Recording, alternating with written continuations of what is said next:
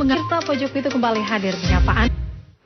Pemirsa, sidang putusan perkara pembunuhan mahasiswi Akper di Pengadilan Negeri Sidoarjo diwarnai kericuhan. Keluarga korban tidak terima majelis hakim menjatuhkan vonis 15 tahun penjara kepada terdakwa. Mereka memprotes hakim dan meminta terdakwa dijatuhi hukuman mati. 15.516 aparatur sipil negara atau ASN Pemprov Jatim sudah dilakukan rapid test. Hasilnya 511 reaktif dan langsung diisolasi. Sedangkan 98 orang hasilnya positif. ASN Bapeda Provinsi paling banyak, 21 reaktif dan salah satunya Kepala Bapeprov yang sekarang sedang dirawat di Rumah Sakit Dr. Sutomo karena mengalami sesak.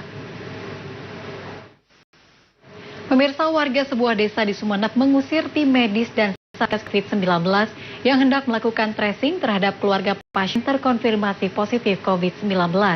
Petugas akhirnya memilih pergi untuk menghindari bentrokan. Pemirsa, seluruh pegawai Puskesmas Kedung Solo Kecamatan Porong Sidoarjo siang tadi dilakukan swab massal di GOR setempat. Di swabnya pegawai Puskesmas ini karena kepala Puskesmas meninggal dunia terinfeksi virus COVID-19 setelah 2 minggu dirawat di Rumah Sakit Islam Jemur Sari, Surabaya.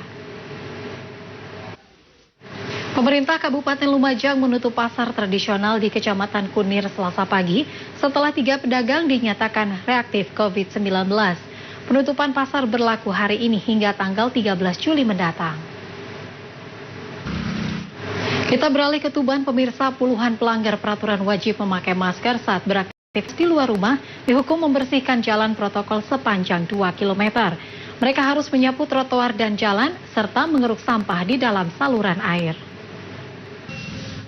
Diseret penumpang seruduk truk di Pemirsa, sebuah truk terguling seusai diseruduk diseret penumpang di Jombang Selasa siang. Kecelakaan ini terjadi diduga akibat kedua sopir kurang waspada. Sopir truk berdalih sudah menyalakan tanda belok, namun sopir bus menuding lampu sen tersebut dinyalakan terlalu mendadak. Sementara itu, sebanyak 9 tunanetra melakukan tes UTBK SBMPTN di Unair. Mereka tes menggunakan sistem khusus dan dibantu pengawas untuk melakukan login pertama. Selain itu, soal yang diujikan pun 30 hingga 50% lebih sedikit dibandingkan peserta umum. Dinas Pendidikan Kabupaten Magetan melakukan penggabungan atau regrouping terhadap 83 sekolah dasar di Magetan. 83 SD negeri tersebut akan digabung menjadi 41 SD. Langkah tersebut dilakukan untuk efisiensi proses dan kelancaran proses belajar mengajar.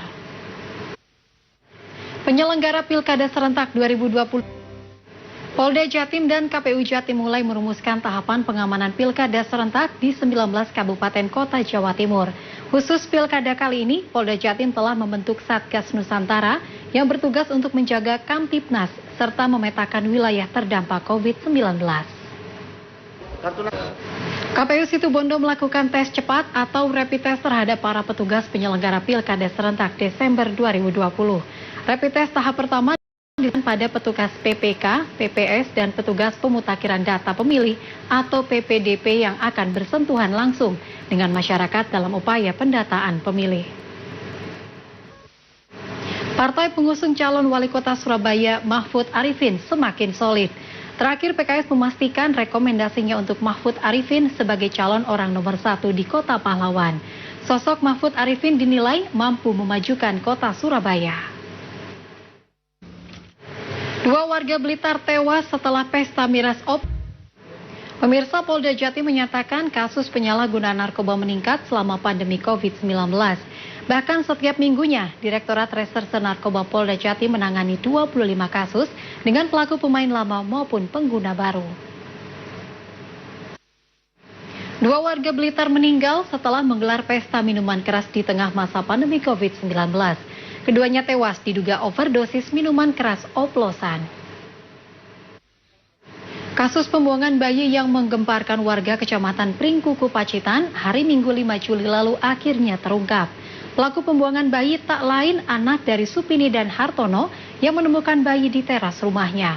Pelaku adalah janda, malu karena melahirkan di luar nikah. Warga di Situbondo menemukan ramuan Pemirsa, untuk meminimalisir penyebaran COVID-19, salah satu mal di Surabaya menerapkan sistem scan QR Code untuk mendata jumlah pengunjung yang masuk ke dalam mal. Pengelola mal juga menyediakan fasilitas protokol kesehatan touchless yang meminimalisir sentuhan tangan. Pemirsa, warga Situbondo mengklaim menemukan ramuan penangkal COVID-19 berbahan utama batok atau tempurung kelapa. Obat tersebut berasal dari asap cair batok kelapa yang telah melalui proses 4 kali kondensasi. Pemirsa, informasi tadi sekaligus mengakhiri Pojok Pitu Selasa 7 Juli 2020. Jangan lupa JTV. Pemirsa, informasi tadi sekaligus mengakhiri Pojok Pitu Juli 2020. Jangan lupa untuk follow akun Twitter kami di @redaksi_JTV, Instagram Pojok Pitu, serta Facebook kami di Redaksi _JTV untuk berbagi informasi, saran, dan kritik.